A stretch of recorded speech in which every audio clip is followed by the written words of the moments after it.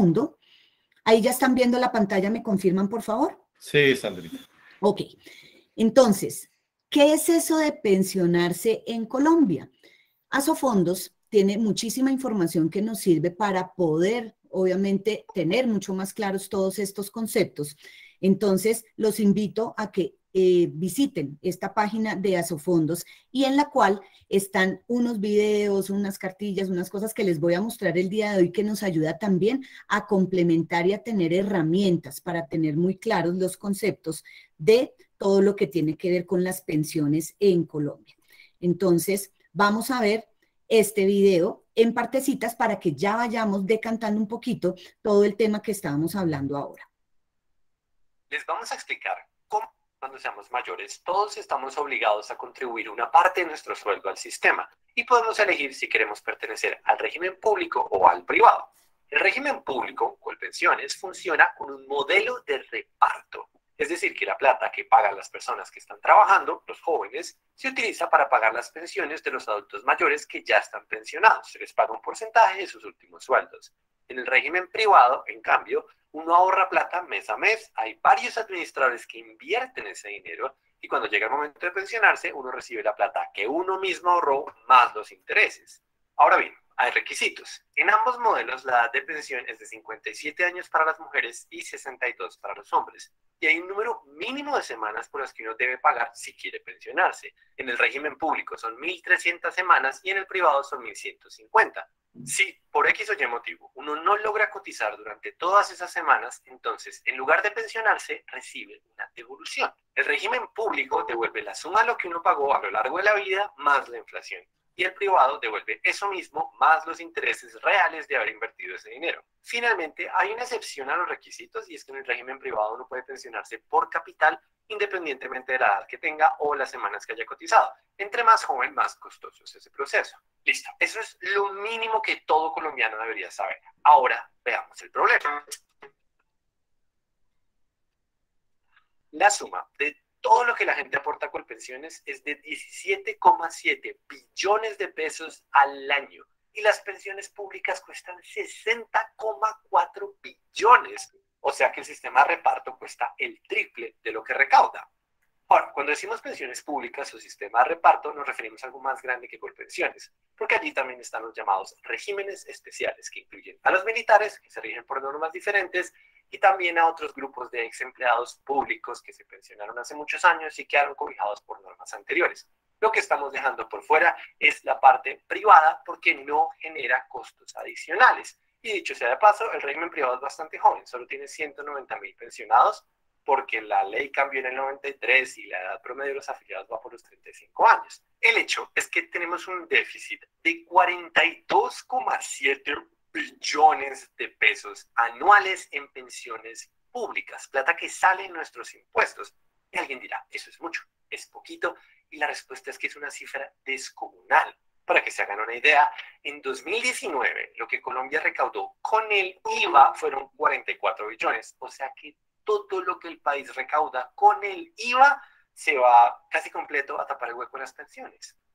Y ahora preguntémonos, ¿cuántas personas están pensionadas? Porque pues sí, puede que...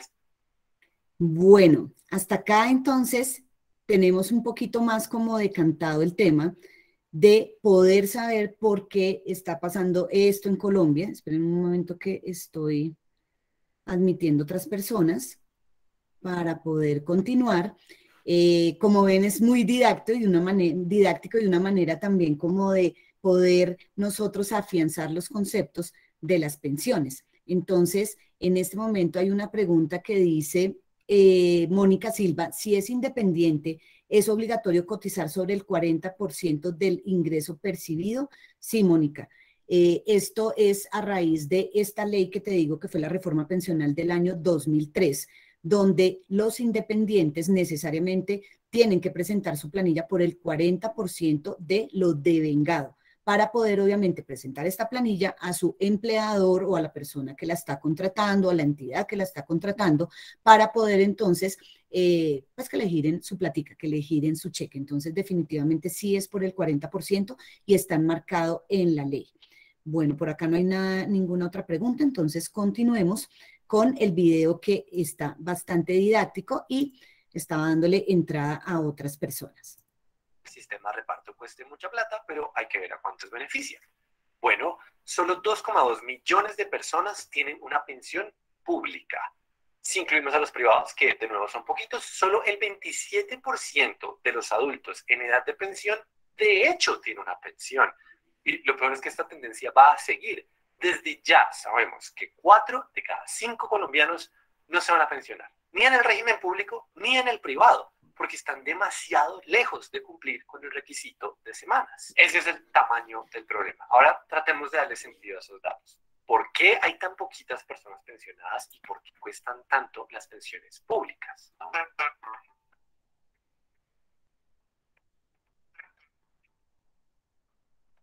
El sistema de pensiones tiene registradas a 23 millones de personas, 16 en el régimen privado y 7 en el público. Eso no está muy lejos de ser la totalidad de adultos trabajando, pero de esos 23 millones, solo 9 pagan pensión en un mes normal, 6,2 en el régimen privado y 2,6 en el público. Si bien es obligatorio que todos aportemos un porcentaje de nuestro salario al sistema, ese obligatorio es muy entre comillas, porque el 61% de las personas no lo hacen. Y no es que haya dos grupos estables, unos que sí pagan y otros que no. La verdad es que la gran mayoría paga, pero de vez en cuando, de manera que siempre hay 9 millones aportando y son pocos los que repiten de mes a mes. Así pues, cuando llega el momento de pensionarse, la gente en promedio ha cotizado 500 semanas, que no es ni la mitad del camino. ¿Y por qué solo 9 millones cotizan pensión? Porque Colombia es un país demasiado informal. Los empleadores evitan hacer contratos laborales. Los independientes reportan ganancias inferiores a las que realmente tuvieron. Y en general, todo el mundo prefiere hacer negocios sin pagar salud y pensión. Eso unos lo narran como picardía y otros como una respuesta obligatoria ante la urgencia del día a día, pero lo cierto es que el 80% de la gente no cumple ni cumplirá con los requisitos para pensionarse. Ahora. Bueno, vamos a darle entrada a otras personas. Tenemos aquí, William dice sí, como mínimo el 40%. Si nos damos cuenta, en todo este aspecto de cómo funciona el sistema pensional en Colombia, estamos viendo la informalidad, el hecho de que no quiero pagar planilla, pero me toca, porque si no me la exigen, entonces no la pago. Entonces hay evasión o se paga por un salario mínimo cuando de pronto estoy devengando más de 5 o 10 salarios mínimos legales vigentes. Eso es el tema de todavía tener un sistema que no se puede seguir sosteniendo si seguimos como en lo que venimos trayendo desde hace más de 25 años, cuando realmente se fue cambiando toda la estructura como tal de las personas que estaban trabajando, devengando un salario y cotizando al sistema de pensiones. Entonces, como nos damos cuenta acá, nos están mostrando que hay mucha informalidad y que tenemos también entonces que ayudar a las personas a decirles, hey, si usted está en este momento cotizando por 1 o 2 salarios mínimos, pero usted aspira a tener una pensión en el momento de retirarse de más de 5 o 7 salarios mínimos, entonces, ¿qué es lo que estamos haciendo realmente para poder obtener esa pensión cuando estamos cotizando por mucho menos? No sé si hay alguna pregunta en este momento. No, no hay ninguna pregunta para poder continuar. Listo. Continuemos entonces con esta parte para que entendamos un poco más y es uno de los argumentos que tenemos nosotros para con nuestros clientes. Queremos ayudarlos a hacer un ahorro adicional. ¿Para qué? Aquí vamos a contestar la pregunta. ¿Por qué en el régimen público los pocos que sí se logran pensionar resultan tan costosos?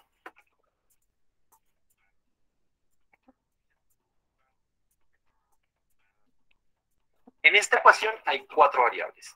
El porcentaje del salario que uno paga, el número de semanas por las que toca pagar, la edad en la que uno se puede pensionar y la cantidad de plata que recibe como pensionado.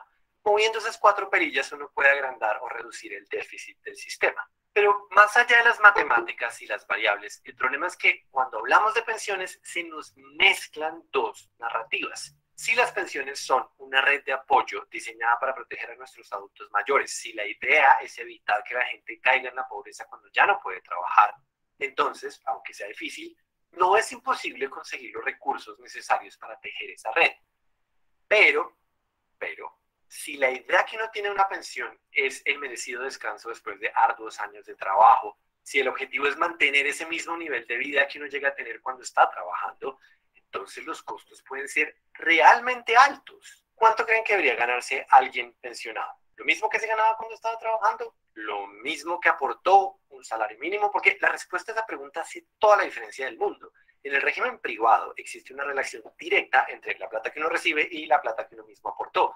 Hay un elemento de solidaridad y es que se utiliza un porcentaje de la plata que uno ahorra como fondo para cubrir los costos de las personas que a duras penas lograron pensionarse y los que logran vivir hasta muy viejos. Pero en términos generales, la regla es, recibes lo que aportas más los intereses de tu plata. Evidentemente, si uno quiere tener una pensión alta, le toca ahorrar más. En cambio, en el régimen público se aplica un cálculo que poco o nada tiene que ver con la plata que uno aportó. En entender el problema, imaginen a alguien que en promedio se ganaba 5 millones durante sus últimos años de trabajo. El 62% de eso son 3 millones, que es la plata que debemos conseguir. Ahora preguntémonos, ¿cuántas personas necesitamos cotizando mes a mes para poder costear esa pensión?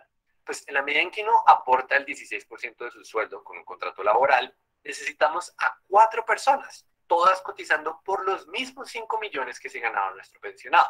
O si prefieren, necesitamos a una persona supremamente exitosa que se gana casi 20 millones. O, siendo más realistas, necesitamos a 13 personas que se ganan 1,5 millones. El punto es que entre más plata se gana uno de pensión en el modelo de reparto, más personas se necesitan aportando para poder cargar todo ese peso. ¿Y eso es sostenible? No, para nada. Tanto en Colombia como en el resto del mundo, los índices de natalidad están bajando y lo que antes era una pirámide demográfica se está convirtiendo en un rectángulo. Actualmente en Colombia hay 5,3 trabajadores por cada adulto mayor, lo cual no parece tan malo, pero resulta que por culpa de la informalidad, la relación entre los contribuyentes y los pensionados públicos es de 1,2 a 1. Por eso es que recaudamos 17,7 billones, nos gastamos 60,4 y el Estado tiene que sacar del bolsillo los otros 42,7. O sea que si resolvemos el problema de la informalidad, el sistema se arregla. No. Si resolvemos el problema de la informalidad, tendremos más contribuyentes y por ende más ingresos para el sistema público. Eso sería bueno. Pero si más personas cotizan de forma frecuente, entonces ese 80% de los colombianos que no se está pensionando, sí lo va a lograr, lo cual está muy bien en términos de cobertura. Pero ahora que estamos hablando de sostenibilidad financiera, sería un desastre. ¿Quién va a pagar por toda esa gente? ¿Los jóvenes del futuro? El modelo de reparto que construimos es literalmente una pirámide y entre más personas entran, más probable es que colapse. Por la misma razón, si la gente que está ahora en el régimen privado se pasara a Colpensiones, entonces el régimen público tendría nuevos ingresos, pero a largo plazo también tendría nuevos costos y el balance final sería negativo porque se necesita a varias personas para sostener a una. La ironía es que Colpensiones no ha colapsado porque casi nadie se pensiona. Y consultamos otras fuentes, pero no deja de ser. Bueno, espero que este video les haya gustado para poder entender los conceptos generales de todo lo que tiene que ver con los regímenes en Colombia. ¿Hay alguna pregunta? Voy a mirar el chat para mirar entonces y continuar con la siguiente sesión. No hay preguntas, Sandrita, no hay preguntas. No hay preguntas. Bueno, Nesticor, no sé si ya con esto, de manera como didáctica, quieres concluir para que cerremos esta segunda parte. Sí, gracias, Sandrita, sí, muy amable. Nosotros tenemos que, como consultores, como asesores, entender que lo que se dice en los medios sobre las pensiones obligatorias es más un show mediático que realidad.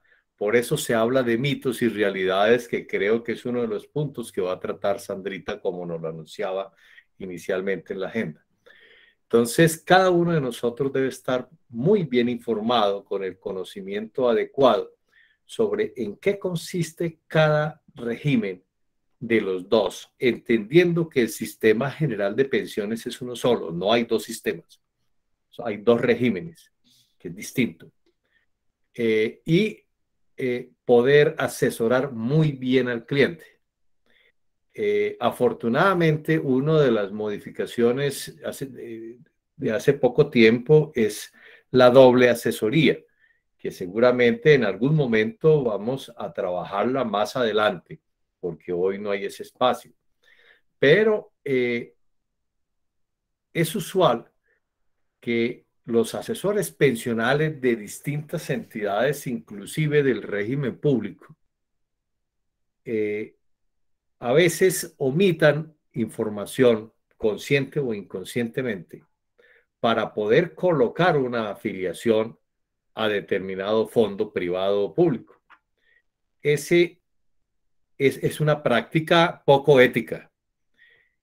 Nosotros como consultores del plan de retiro, porque no somos consultores de pensión obligatoria, sino consultores del plan de retiro, debemos conocer muy bien las dificultades de cada uno de los regímenes y las bondades de cada uno de ellos para poder asesorar muy bien al cliente en cuanto a sus necesidades se refiere. Adicionalmente, hay demasiada ignorancia en el público respecto del sistema pensional. Por eso es que se especula con la información. Sigue, Sandrita, muchas gracias. Perfecto. Carlos Sánchez está haciendo una apreciación, dice, lo que creo es que ambos regímenes son buenos y no todo el mundo nos conviene el privado y nuestro producto está para vender a cualquier cliente indiferente el régimen en el que se encuentre. Así es, Carlos. Sí, exactamente, Carlos. En este caso es muy importante conocerlos y la doble asesoría tiene que ver con ese concepto que nosotros tenemos que tener muy claro porque tenemos que llevar al cliente a decirle, independientemente efectivamente de qué régimen esté, pues usted puede tomar una buena decisión para complementar. Yo siempre digo que la parte de seguridad social, esa parte que estamos nosotros trabajando, cotizando mes a mes, año a año, acumulando las semanas y el capital, independientemente en el régimen en el que estemos, esa es la primera bolsita. Y esa primera bolsita es la que yo debo mantener, sobre todo cuando tenemos estas charlas con empresarios, pymes, pequeñas empresas independientes que dicen, bueno, les preguntamos siempre, ¿cuánto se ganan? No, yo me gano 10, 12, 15 millones de pesos. ¿Y por cuánto está cotizando a Seguridad Social? Por un salario mínimo. ¿No les ha pasado? Entonces es cuando nosotros ya tenemos una herramienta muy potente, muy fuerte para decirle al cliente, está cotizando por 1 millón de pesos, pero usted está ganándose 12 o 15 en el momento en que quiera tener esta bolsita que le cubra la pensión por vejez o por una invalidez, ya sea por un accidente o por una enfermedad, pues usted no va a recibir los 15 millones de pesos, usted va a recibir es un salario mínimo porque viene cotizando por un salario mínimo legal vigente. Ahí es cuando entramos nosotros y le decimos, como tenemos un hueco bastante grande, cuánto puede ahorrar para poder equilibrar esa parte que usted no está haciendo por la cotización a Seguridad Social y que sí lo puede hacer a través del mecanismo de Crea Patrimonio o de Crea Ahorro con nosotros, con Scandia. Entonces, digamos que esta parte es bien importante que la tengamos en cuenta y por qué también tener estos conceptos claros de las personas dependientes e independientes y las diferentes modalidades de contratos de trabajo que tenemos en el país, porque son de las primeras preguntas que debemos hacer en el momento en que nos sentamos con un cliente, porque a veces pasamos la segunda y tercera entrevista con el cliente y dice, no, pero venga, es que yo soy contrato de salario integral, es que resulta que yo tengo contrato por prestación de servicios, es que yo estoy como independiente, es que yo no estoy cotizando a Seguridad Social. Y nos tenemos que devolver porque hemos hecho un cálculo dependiendo de esa información que de pronto no tuvimos en esa primera entrevista. Entonces es bien importante que tengamos esto en cuenta. Claudia dice, por eso es importante, faltando 10 años para la edad de pensión, solicitar la doble asesoría, o sea, en el fondo público y en el fondo privado. Estoy de acuerdo y esto es lo que debemos hacer. Mujeres, empecemos más o menos 46 años, para poder tener un lapso de tiempo de tomar una decisión, porque ya cumplidos los 47, nos quedaríamos en el régimen en el que estemos. Los hombres comenzar más o menos entre los 50 y 51, porque a los 52 ya también se quedarían en el régimen en el que estén. Entonces es muy importante esta doble asesoría y hay que tener en cuenta aspectos muy básicos, y se los voy a anotar acá en una herramienta que se llama pizarra. Entonces aquí voy a empezar una pizarra. Ustedes me dicen, por favor, cuando vean una pantalla blanca, ¿me confirman, por favor? Así es, ahí estás. Exacto. Entonces, ¿qué debemos tener en cuenta nosotros cuando estamos, por lo menos, guiando un poquito a la persona para que tome una decisión en esa doble asesoría? Debemos tener en cuenta la edad actual del cliente. Esa es una. Debemos tener en cuenta, y ustedes dirán, ¿por qué de pronto la edad del cónyuge o compañera permanente? Y ya les voy a explicar por qué. Debemos tener en cuenta el tipo de contrato que tiene el cliente. Y aquí ya les voy a explicar por qué. Debemos tener en cuenta, ¿tiene hijos o no nuestro cliente? Entonces es otro tema. Otro tema es, ¿qué posibilidad tiene el cliente de seguir cotizando con el salario actual? Esto, entre algunas otras, ya se vuelve de manera muy personal, muy puntual la asesoría. Entonces, ¿por qué? La edad, ¿por qué es tan importante? No es lo mismo tener un cliente que tiene 35, 40 años y es hombre o mujer, porque tenemos diferentes edades en Colombia para pensionarse el hombre y la mujer. Entonces, en este caso, la edad nos trae información de en qué régimen está, cómo se va a pensionar, cuáles son los requisitos que debe tener, y con eso yo también le calcularía a la persona, bueno, usted está en esta condición con esta edad y le falta tanto, usted sabía que debe hacer esto o esto otro, y empezamos a concretar. ¿Qué pasa con la edad del cónyuge y por qué tiene que ver? Porque después de esa reforma pensional del año 2003, se tiene en cuenta no solamente la pensión que voy a recibir yo en este momento, como, digamos que en este caso, si están haciendo la asesoría a una mujer de 45 años, un hombre de 45 años, pero resulta que la esposa tiene 20 años menos. Pues resulta que en esa reforma pensional hay un apartado de la ley que dice que la persona cónyuge de esta otra persona que va a recibir la pensión, recibirá la pensión con unas condiciones que pues no vamos a puntualizar ahorita, pero que sí tienen que ver con la diferencia de edad entre quien tiene la cotización y entre la diferencia de edad que tiene su cónyuge. ¿Por qué? Porque hay una pensión de sobrevivencia, o sea, tenemos 4 prestaciones económicas que son pensión de vejez, pensión de invalidez, pensión de sobrevivencia, y el otro concepto que casi no conocemos y no manejamos muy bien es que hay un auxilio funerario. Entonces resulta que si yo tengo una diferencia muy grande entre la edad que tiene mi esposa, de más de 10, 12, 15 años, pues resulta que esa esposa debe también cotizar para su propia pensión.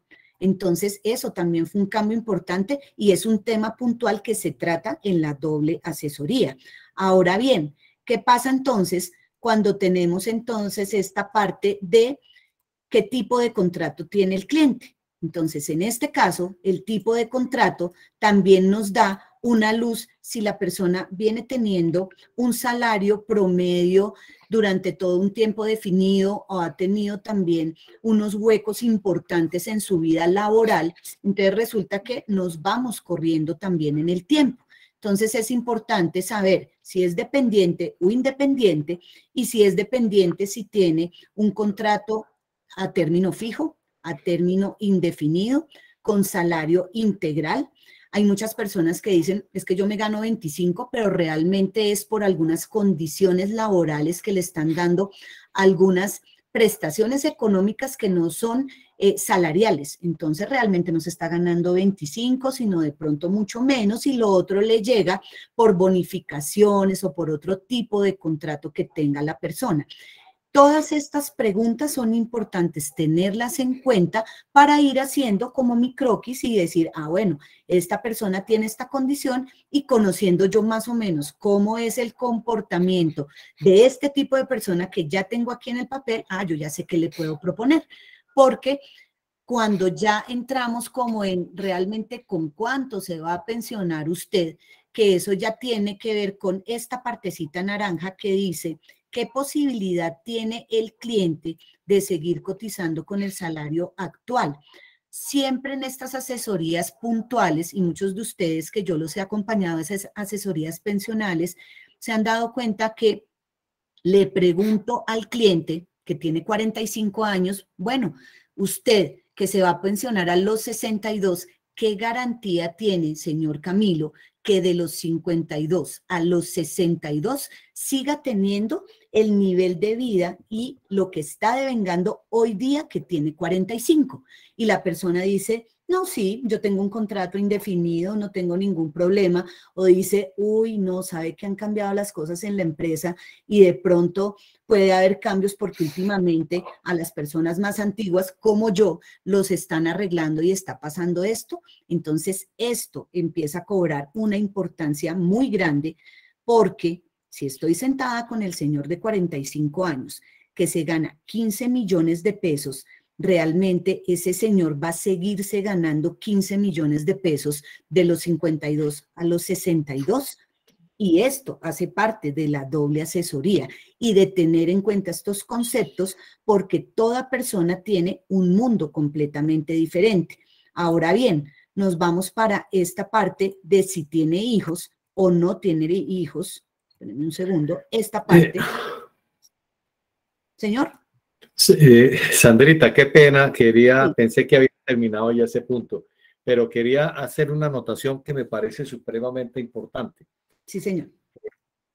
Nosotros como consultores del seguro de vida, es decir, como personas que buscamos proteger el patrimonio y el ingreso del asegurado y de su familia, no debemos recomendar en qué régimen estar.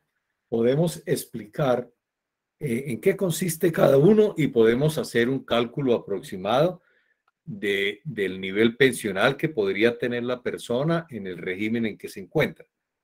Pero no es prudente que hagamos una recomendación puntual sobre en qué régimen estar. No es nuestro oficio como consultores del seguro de vida.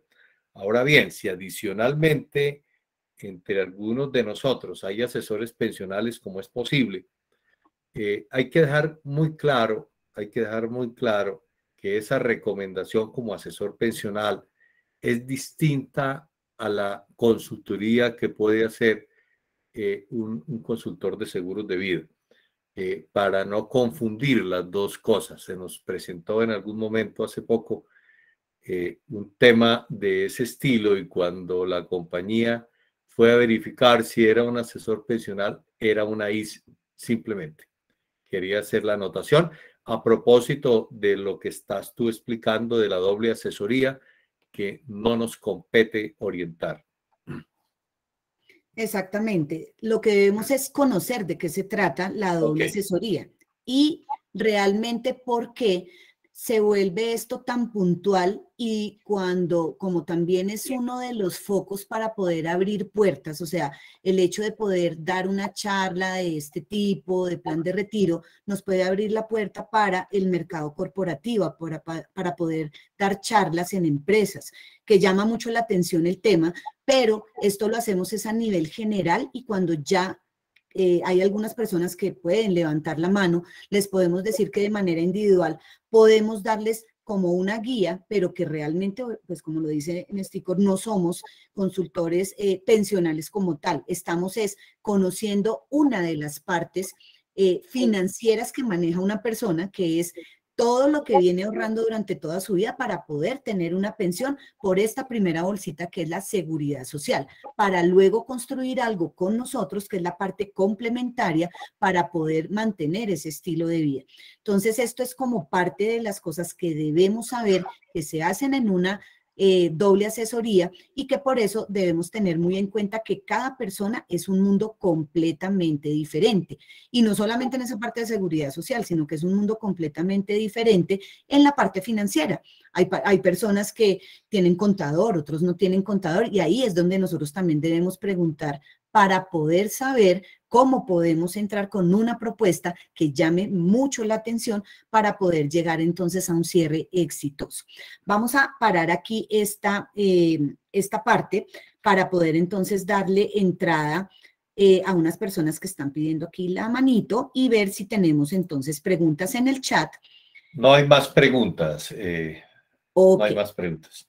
Ok. Y bueno, aquí ya le di acceso a unas personas. Por favor, hacer las preguntas en el chat. Faltó lo de los hijos. Sí, Rigey. Resulta que lo de los hijos, y muchas gracias también para que completemos esta partecita, los hijos son muy importantes también tenerlos en cuenta cuando ya se va teniendo esta doble asesoría. Entonces, ¿qué pasa con los hijos?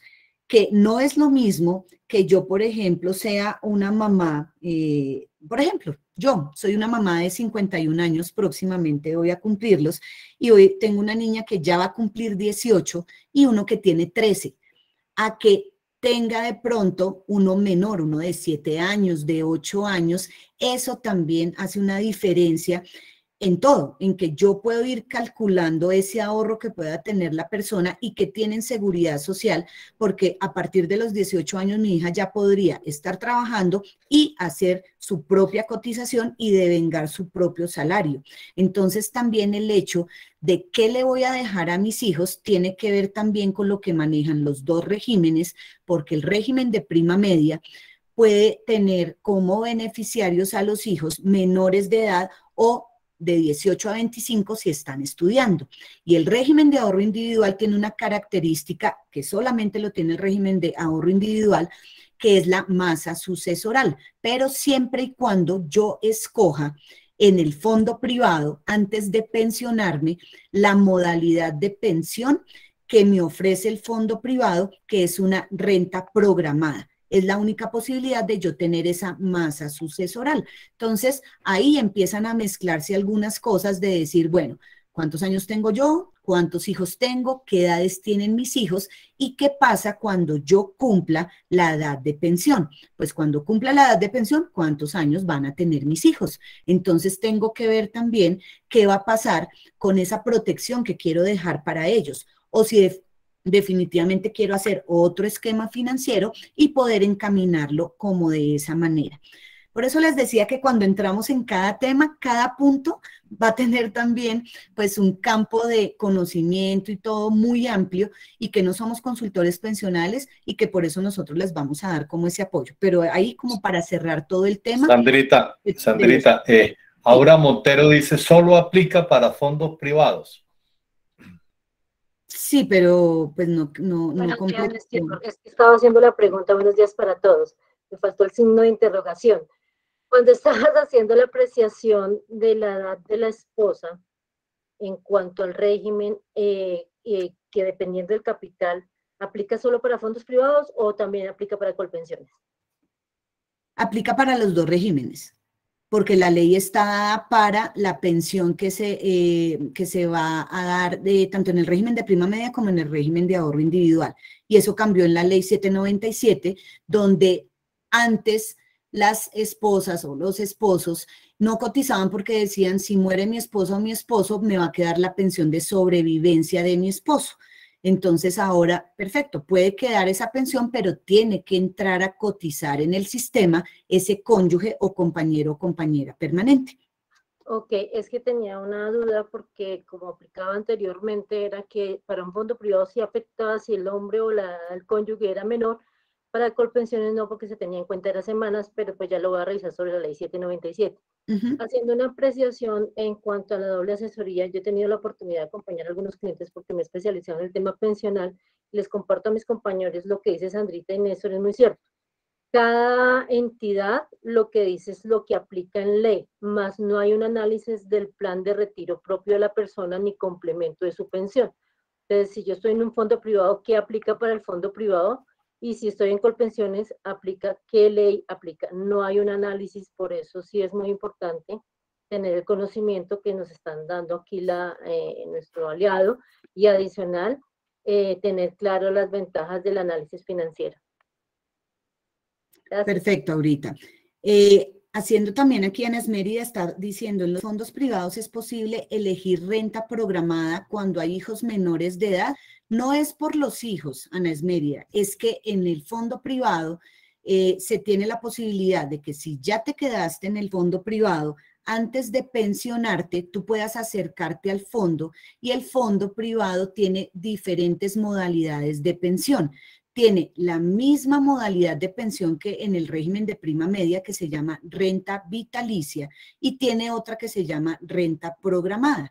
Entonces, yo puedo acercarme como mujer, que me voy a pensionar a los 57, puedo acercarme por ahí a los 55 o 56, que me hagan el cálculo del capital que tengo acumulado en el fondo, y en ese momento ya tengo como mucho más real y claro el panorama que hace 10 años, porque pues en 10 años yo decía, bueno, cuando tenía 47, no sé, pensaba en unas cosas, pero ya acercándome a la edad de pensión, hombres 62, mujeres 57, y obviamente cumpliendo las 1.150 semanas que pide el régimen de ahorro individual, el fondo me hace a mí un cálculo de cuánto puede ser mi pensión de acuerdo también a la modalidad de pensión que vaya a elegir y me convenga más en ese momento, en el momento en el que ya me estoy acercando, estoy a menos de 2 años para poder pasar los papeles y querer pensionarme o continuar. No sé, ahí también tengo yo la opción definitivamente de poder seguir cotizando para poder tener una mejor pensión. Eso no hay ningún problema porque lo que voy a hacer es acumular capital. Entonces, no, lo decía era como en el ejemplo de los hijos, pero que se tiene en cuenta en el régimen de ahorro individual. Cuando yo escojo la renta programada, que además ahorita hay muchas combinaciones de esa renta programada, la renta programada tiene esa característica especial, que el fondo es el que administra el recurso, el dinero de la renta programada. Entonces yo le puedo decir al fondo, listo, yo quiero una renta programada y entonces voy a poder tener masa sucesoral porque el fondo está administrando ese recurso. Es más, en esa renta programada yo le puedo decir que de los 57, no sé, a los 62 me dé una mesada más alta con el dinero que tengo allí y que me haga el cálculo. Y luego de los 62 ya me dé una mesada más pequeña. ¿Por qué? Porque quiero viajar por el mundo, quiero tener esa platica para poder disfrutar ya de mi retiro. Pero ya después me quiero quedar en casita tranquila, es poder manejar ese recurso con la renta programada. Solamente ese concepto de renta programada es la que maneja el concepto de masa sucesoral. Es decir, que a pesar de que mis hijos tengan más de 18 años, de 25 y estén trabajando, yo pueda heredarles la pensión, pero ojo, tiene que ser en renta programada. Si tengo renta vitalicia en un fondo privado, ¿cómo se maneja el concepto?